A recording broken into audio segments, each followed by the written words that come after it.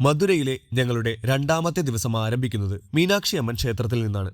അതിരാവിലെ തന്നെ special entry ticket എടുത്താണ് ഞങ്ങൾ ക്ഷേത്ര ദർശനം നടത്തിയത്.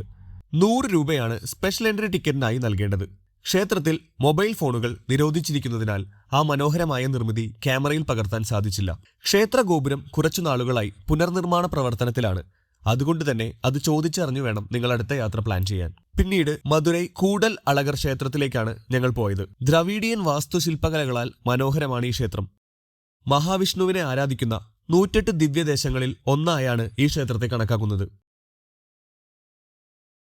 ഇന്ത്യയിലെ ഏറ്റവും വലിയ ക്ഷേത്രക്കുളങ്ങളിൽ ഒന്നാണ് മധുരയിലെ മാരിയമ്മൻ തെപ്പക്കുളം. 16 ഏക്കറോളം വിസ്തൃതി ഈ ക്ഷേത്രക്കുളത്തിനുണ്ട്. തിരുമലൈ നായക്കർ തന്റെ കൊട്ടാരം നിർമ്മിക്കുന്നതിനായി മണ്ണെടുക്കുന്നതിന്റെ ഭാഗമായി ഉണ്ടായ കുഴിയെ പിന്നീട് വിശാലമായ ഒരു ജലസംഭരണിയാക്കി എന്നാണ് തെപ്പക്കുളത്തിന്റെ ചരിത്രം. മനോഹരമായ ഒരു മണ്ഡപം ഈ തെപ്പക്കുളത്തിന്റെ മധ്യഭാഗത്തായി കാണാം. മീനാക്ഷി അമ്മൻ ക്ഷേത്രത്തിൽ നിന്ന് ഏകദേശം 5 കിലോമീറ്റർ ദൂരമാണ് ഇവിടേക്കുള്ളത്. മധുരയിലെ പ്രധാന ക്രൈസ്തവ ആരാധനാലയങ്ങളിൽ ഒന്നാണ് സെന്റ് മേരീസ് കത്തീഡ്രൽ. തമിഴ്നാട്ടിലെ പഴക്കമേറിയ കത്തോലിക്ക ദേവാലയങ്ങളിൽ ഒന്നാണിത്. 1841 പണിത ദേവാലയം 1916 ഇന്നത്തെ നിലയിൽ പുനർനിർമ്മിച്ചത്. ഗോത്തിക് വാസ്തുവിദ്യയിലാണ് ഈ ദേവാലയം നിർമ്മിച്ചിരിക്കുന്നത്. മനോഹരമായ ഇരട്ട ഗോപുരങ്ങൾ ദേവാലയത്തിന്റെ മനോഹാരിത വർദ്ധിപ്പിക്കുന്നു.